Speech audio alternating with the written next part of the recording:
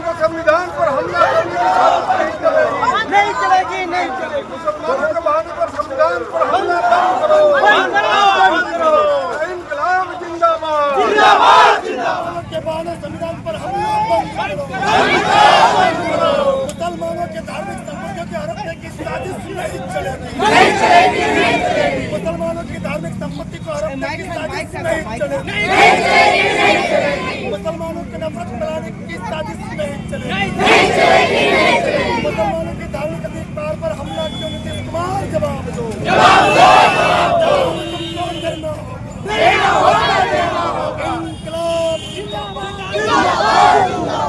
इंकलाब जिंदाबाद। संसद में काला कानून वापस लो। काला कानून नहीं चलेगा। काला कानून वापस लो। मोदी नीतीश मुर्दाबाद। मोदी नीतीश मुर्दाबाद। मुसलमानों की धार्मिक संपत्ति को हड़पने का कानून वापस लेना होगा। मुसलमानों की धार्मिक संपत्ति को हड़पने का कानून वापस लेना होगा। मुसलमानों की धार्मिक संपत्ति हड़पने का कानून वापस लेना होगा। संशोधन कानून वापस लेना होगा। संशोधन कानून वापस लेना होगा। मुसलमान की धार्मिक आजादी पर हमला करना बंद करो। मुसलमानों को धार्मिक आजादी पर हमले करने का कानून वापस लेना होगा। संशोधन की कानून वापस लेना होगा। मुसलमानों के बहाने संविधान पर हमला बंद करो। आरएसएस मुर्दाबाद। भाजपा मुर्दाबाद। इंकलाब जिंदाबाद। भारत का संविधान जिंदाबाद। मुसलमानों की धार्मिक आजादी पर हमला बंद करो। मुसलमानों की धार्मिक आजादी पर हमला बंद करो। मुसलमानों की धार्मिक संपत्ति को हड़पने का कानून नहीं चलेगा। मुसलमानों की धार्मिक संपत्ति को हड़पने का कानून वापस लेना होगा। मुर्दाबाद। मुर्दाबाद। वक्त संशोधन बिल पास क्यों हुआ नीतीश कुमार जवाब दो। वक्त संशोधन बिल कानून क्यों बना नीतीश कुमार जवाब दो।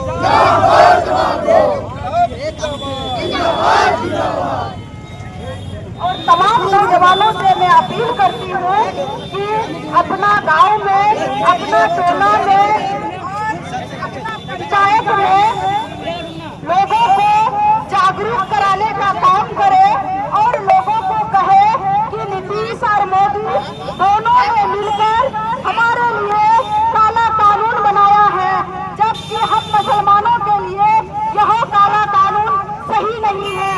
और मोदी और नीतीश यह भी मंसूबा किया है कि मुसलमानों के जरिए हमारे संविधान के ऊपर में भी हमला है, तो यह हमला हम लोग बर्दाश्त नहीं करेंगे।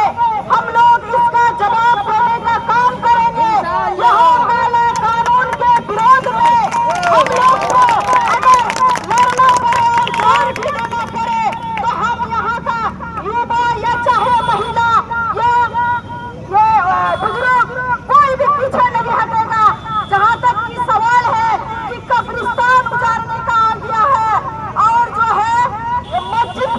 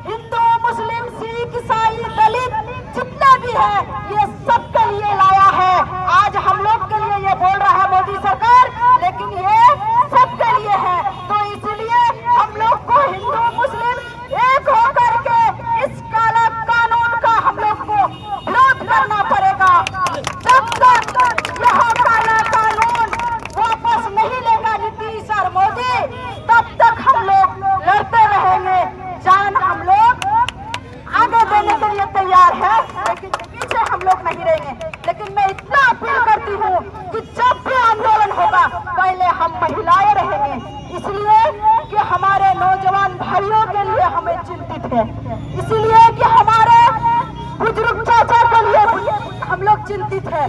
तो सबसे पहले आंदोलन में हम महिलाएं रहेंगे। जब हमारे देश में युवाएं नहीं रहेंगे तो हम महिलाएं जीवित रह करके क्या करेंगे? इसलिए पहले हम लोग महिला एकजुट होकर के यहाँ सरकार से हम लोग सवाल जवाब करने का काम करेंगे, आंखों में आंख डाल करके कि यह जो काला कानून बनाया है आपने मोदी सरकार और हमारे बिहार से जो नीतीश कुमार, इसका जो मतलब पूरा साथ और सहयोग और पूरा रात भर जाग के रह करके जो इस काला कानून बनाने के लिए और जो मदद किया है, इसके जो काला कानून बना दिए हैं, तो इसका मतलब क्या है? पहले आप जो है पूरा देश भर के पब्लिक से आप जो है राय मशवरा लेने के लिए मुनासिब समझे? क्या आप बिहार के जनता से पूछने का काम किए? नहीं किए? तो इसका जवाब हम लोग जो है नीतीश कुमार से हम लोग लेंगे, हम लोग सवाल करेंगे, नीतीश कुमार को जवाब देना पड़ेगा। मैं इतना ही बात कह करके मैं अपना बात समाप्त करती हूँ। बहुत बहुत शुक्रिया, बहुत बहुत धन्यवाद। साथियों, वक्फ बिल के खिलाफ, वक्फ जो कानून बना है इसके खिलाफ आज इस प्रदर्शन में मौजूद बलरामपुर के लोकप्रिय विधायक कामरेड महबूब आलम, महिला नेत्री जूही महबूबा जी, लकुआ पंचायत के मुखिया, शिवानंदपुर के पंचायत के मुखिया एवं नौजवान साथियों, यहाँ पर मौजूद जिला परिषद साहब, आफ्ताब साहब, आप सबों का मैं स्वागत करता हूँ। साथियों, माननीय विधायक एक इंटरव्यू के दौरान उन्होंने कहा कि ये मुसलमानों के खिलाफ नहीं, ये संविधान के खिलाफ एक कानून है और मोदी सरकार और उसका सहयोगी नीतीश कुमार लगातार ये लोग संविधान को ध्वस्त करने की साजिश कर रहा है और संविधान को मिटाने की साजिश कर रहा है। मुसलमानों को नीचा दिखाने के लिए, मुसलमानों को बर्बाद करने के नाम पर ये लोग इस देश के संविधान को मिटाने की साजिश कर रहा है। साथियों, इस संविधान को बचाने के लिए और हमारे बाप दादा, हमारे जो पुरखा अल्लाह के काम के लिए, दीन के काम के लिए जो जमीन जायदाद गरीबों के काम के लिए दान किया था, उस जमीन को हड़पने के लिए, उस जमीन को अपने दोस्त अडानी अंबानी को देने के लिए तमाम तरह के काले काले कानून ला रहा है। साथियों, हम कह रहे हैं कि ये वक्फ की जमीन, वक्फ की संपत्ति, वक्फ की कमेटी एक धार्मिक मामला है और ये मुसलमानों से जुड़ा हुआ है। किसी मुसलमान ने इन्हों से मांग नहीं किया, सरकार से मांग नहीं किया कि हमको इस पर कानून चाहिए, हमको इस पर कानून चाहिए, हमको इस पर आपका सहयोग चाहिए। लेकिन ये लोग तमाम तरह के मुद्दों से लोगों का ध्यान भटकाने के लिए, हिंदू मुस्लिम की राजनीति को धार देने के लिए इस तरह का काला कानून ला रहा है और एक तरफ लोगों को ये बता रहा है कि ये मुसलमानों के खिलाफ है। तो जो अंधभक्त है, अंधभक्तों को खुश करने के लिए इस तरह का कानून लाया जा रहा है और कहीं ना कहीं मुसलमानों को टारगेट किया जा रहा है, मुसलमानों की संपत्ति को लूटने की साजिश की जा रही है, मुसलमानों को तबाह बर्बाद करने की साजिश की जा रही है। साथियों, कुछ नेता आज के डेट में भी विकास का गप करता है। लोग विकास है नहीं हो, अरे जान बचेगा, संपत्ति बचेगी, सांस चलेगी, तब ना विकास का गप होगा।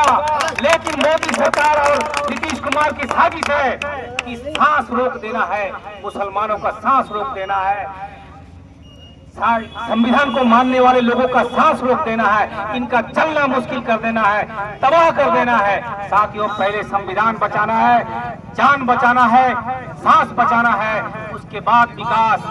ये लोग अभी आज के दिन में भी ये लोग यही राजनीति करता है। साथियों, ऐसे लोगों से भी होशियार रहने की जरूरत है, ऐसे लोगों को भी चिन्हित करने की जरूरत है जो लोग आज इतने बड़े ज्वलंत मुद्दा को छोड़कर विकास का गप करता है। फन्ना कमे नहीं खुले, फन्ना ये नहीं खुले, ऐसे लोगों को सबक सिखाने की जरूरत है। साथियों, मैं इन्हीं बातों के साथ अपनी बात को समाप्त करता हूँ।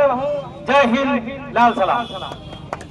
आप सभी का काबुला चौक में वक्फ बिल जो नया कानून बना है उनके खिलाफ में आप सभी यहाँ पहुंचे हैं।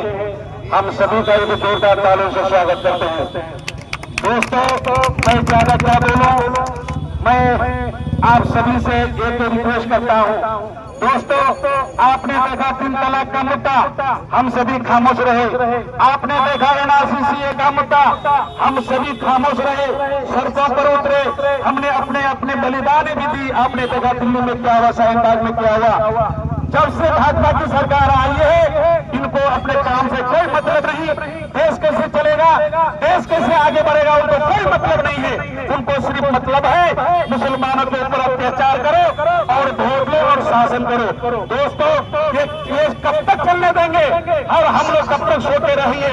इसलिए हम सभी को जागना है।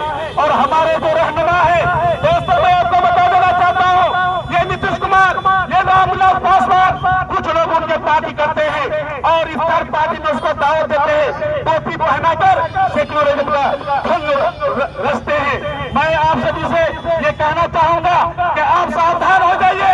आपके बीच में मिर्जाफर है, उनसे हम सभी को बचने की आवश्यकता है और उनको सभी सिखाने का वक्त आ गया है। दोस्तों, हमारे बीच में अगर NRC और CA का जो बिल पास हुआ था, वो भी नीतीश कुमार के वोटिंग से ही हुआ था और रामविलास पासवान के बेटे के वोटिंग से हुआ था। आज फिर वही मामला जो मुसलमानों को सड़क पर उतरने के लिए मजबूर कर रहा है। जब हमारी जमीनें नहीं रहेगी, हमारे मस्जिदें सुरक्षित नहीं रहेंगे, हमारे कब्रिस्तान सुरक्षित नहीं रहेंगे, हमारे बाबा अजदाद ने, जो बुजुर्गों ने जो जमीनें दी है, एक धन के आधार पर वक्फ का माने होता है अल्लाह के राह पे दान करना। दोस्तों, जब हम अल्लाह के राह में दान करते हैं, ये मोदी और ये रितु कौन होता है, अमित शाह कौन होता है हमारे जमीनों को अपने साथियों को बांटने के लिए? दोस्तों, आपको समझना पड़ेगा। कुछ लोग हंसते हैं, आज उसका वो आज हंस रहा है। मैं वादा करता हूँ ये हमारी जो धरना प्रदर्शन एक रंग लाएगा, वो भी रोएंगे और हम लोग भी हंसेंगे। इसलिए दोस्तों, हम लोग उस जमाने के, ये हिंदुस्तान में मुसलमान कोई भारत के मुसलमान नहीं है। जब हमारा देश में 1 और 2 साल नहीं, 850 साल का हुकूमत था, उस टाइम मुगलों के जमाने में हिंदुस्तान को सोने का चिड़िया कहलाता था। दोस्तों, आज उसका नजारा देख रहे हैं कि हिंदुस्तान में अगर जो भी चीज है, जो खूबसूरती है, वो मुसलमानों का देन है। आप खुद देख रहे हैं आज नरेंद्र मोदी ने क्या किया और नरेंद्र मोदी इस देश को क्या करना चाहते हैं, आप सभी जानते हैं। ज्यादा मैं अपने बातों को आगे नहीं बढ़ाते हुए हम आप सभी से कहना चाहेंगे, सोशल मीडिया के आधार पर और संविधान के दायरे में रहकर हमको अपने हक के लिए लड़ाई लड़ना पड़ेगा और सोना नहीं पड़ेगा। दोस्तों, जब तक हम जागेंगे नहीं, तब तक हमको अपना हक मिलेगा नहीं। इन्हीं चंद बातों के साथ इनकलाब जिंदाबाद, यहाँ पर आए हुए सभी लोगों के जज्बा जिंदाबाद। जय हिंद। और खालिदा चौक में जो एहतजाज हो रहा है, विरोध प्रदर्शन हो रहा है, पहले ये वक्त संशोधन बिल था, अभी ये कानून बन गया। बिल पर जब राष्ट्रपति का हस्ताक्षर हो जाता है और अधिसूचना जारी हो जाती है, तो ये कानून बन जाता है। अभी ये कानून बन चुका है, लेकिन आपको सोचना होगा कि ये कानून क्यों इसको लाया है। दरअसल नरेंद्र मोदी ने 2014 में जो वादा किया था कि जैसी हमारी सरकार आएगी, अच्छे दिन आएंगे और 2 करोड़ प्रति वर्ष नौजवानों को रोजगार दिया जाएगा। अगर वो 2 करोड़ प्रति वर्ष नौजवानों को रोजगार देता, तो आज 11 साल में 22 करोड़ नौजवानों को रोजगार मिलता। महंगाई का सवाल है, आसमान छू रही है, शिक्षा नौजवानों को मिल नहीं रही है और हेल्थ केयर आपका सही इलाज नहीं हो रहा है। इन तमाम सवालों का जवाब जब नरेंद्र मोदी दे नहीं पा रहा है और यहाँ तक कि हमारे जो लोग काम काज करने की तलाश में देश में जाते हैं, अमेरिका में जाते हैं, आपने देखा कि इस तरह से नरेंद्र मोदी की मौजूदगी में हमारे नागरिकों को हाथ में हथकड़ी, पैर में मेरी, कमर में रस्सी लगा करके वहाँ से हवाई जहाज, बल्कि यहाँ से छोटा देश जो नेपाल है, नेपाल जैसे देश के नागरिकों को सम्मान भेजा, कोलंबिया जैसे देश के नागरिकों को सम्मान भेजा। तो नरेंद्र मोदी के पास जब कोई जवाब नहीं है, तो उसने मुसलमानों को निशाना बनाया। मुसलमान का अगर टोपी पहनता उससे इतराज है, मुसलमान नमाज पढ़ता उससे इतराज है। अगर गठबंधन की सरकार जीत जाएगी तो अपने हमारे जो भारत की जनता, हिंदू भाइयों की माँ बहन है, उनका जो मंगलसूत्र मुसलमान छीन लेगा। कोई भी घटना घटती है तो उनको कपड़ों से पहचानने की जो खुलेआम ऐलान करता है, और आज तो पूरे देश में ये सांप्रदायिकता है और इसका कोई जवाब उसके पास नहीं है। इसलिए उसने मुसलमानों को निशाना बनाया ताकि मुसलमानों को निशाना बना देश की जो बहुसंख्यक जनता है उसको एकजुट किया जाए। लेकिन देश की बहुसंख्यक जनता का वो हमदर्द नहीं है। आपको जानना पड़ेगा, हर जाति, हर मजहब, हर धर्म के लोगों को अपनी आस्था, अपना जो पूजा पाठ करने का अधिकार है, और पूजा पाठ करने के लिए जो उनकी संस्थाएं हैं, उनके जो मंदिर है, उनके जो मस्जिद है, उनके जो कब्रिस्तान है, उनका जो इमामबाड़ा है, उनका जो दरगाह है, उनका जो खानका है, इन तमाम चीजों के हिफाजत के लिए, रख रखाव के लिए पैसे की जरूरत होती है, संपत्ति की जरूरत होती है। इसीलिए भारत के मुसलमानों ने, हमारे पूर्वजों ने, राजा महाराजाओं ने जो इन हमारे धार्मिक आजादी की हिफाजत के लिए और धार्मिक जो मान्यता है उनको पूरा करने के लिए रोजाना सड़क पर नमाज पढ़ने देगा नहीं तो हम तो कहीं पढ़ेंगे, और ये जो हम पढ़ेंगे तो वो हमारी अपनी संपत्ति, तेरे बाप की संपत्ति नहीं है। इसलिए इस संपत्ति को हड़प के वो अंबानी और अडानी को देना चाहता है, और आहिस्ता आहिस्ता हमारी पहचान, हम जो मुसलमान हैं तो हमारी पहचान क्या है? हमारी पहचान है कि हम नमाज पढ़ते हैं उससे पहले अपने को पाक साफ रखते हैं, हम पेशाब करके पानी लेते हैं।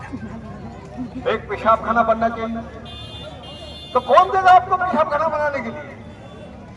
तो हमारा अपना धरोहर, अपनी संपत्ति है। इस तरह से 9 लाख एकड़ के करीब करीब हमारी संपत्ति है।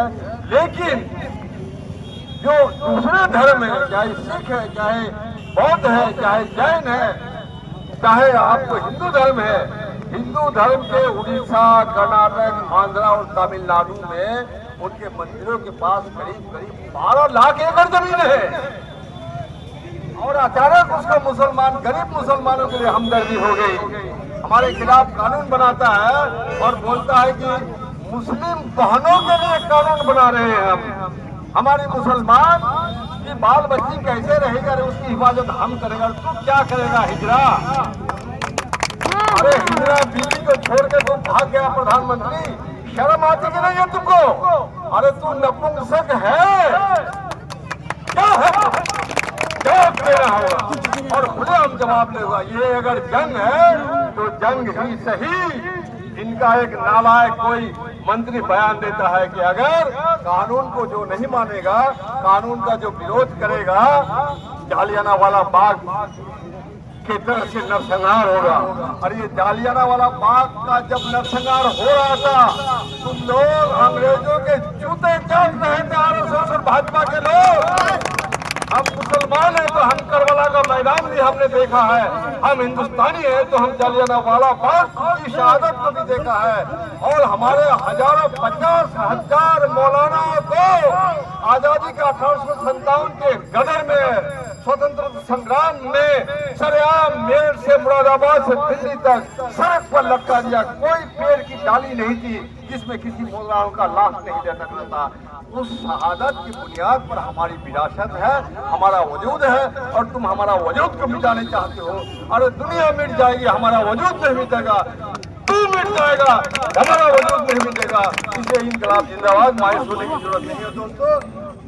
हम लोग को जो आजादी मिली है, हमारा जो संविधान है, संविधान का आर्टिकल 26 बोलता है कि हमको अपने धार्मिक संस्थानों की हिफाजत के लिए, मेंटेन करने के लिए, रखरखाव के लिए हमको संपत्ति रखने का अधिकार है। हमें यकीनन भरोसा है कि सुप्रीम कोर्ट हमारे पक्ष में फैसला देगा, और सुप्रीम कोर्ट अगर फैसला नहीं देगा तो आने वाला चुनाव में हमारी सरकार बनेगी, और हमारी सरकार जब बनेगी इस बिल को हम अपने पेशाब खाना में फेंक देंगे, थूकते हैं इस बिल को। वक्त संशोधन कानून को वापस लेना होगा, और जब तक वापस नहीं लेगा तब तक ये लड़ाई चलती रहेगी। भारत की जनता आपके साथ है, सिर्फ मुसलमान नहीं है। मुसलमान तो एक बहाना है, संविधान पर हमला किया है। अरे 30-32 MP है आपका, लेकिन 232 वोट मिला है आपको, और 200 MP जिसने वोट दिया वो लोग मुसलमान नहीं है। इसलिए भारत की जनता आपके खिलाफ नहीं है। ये आरएसएस, मोदी और मोदी के दलाल, उसके चमचे और नीतीश कुमार की गुलामी करने वाले कुछ मुसलमान, जिसने अपना ईमान बेच दिया है सिर्फ सत्ता के लिए और कुर्सी के लिए, इन लोगों का भी हिसाब किताब आने वाला दिन में होगा। इंशाअल्लाह हमारी जीत होगी। इनकलाब जिंदाबाद, भारत का संविधान जिंदाबाद, और मुसलमान की धार्मिक आजादी छीनने की जो ये हड़पने का बिल है, इसको वापस लेना होगा। बहुत बहुत शुक्रिया, धन्यवाद।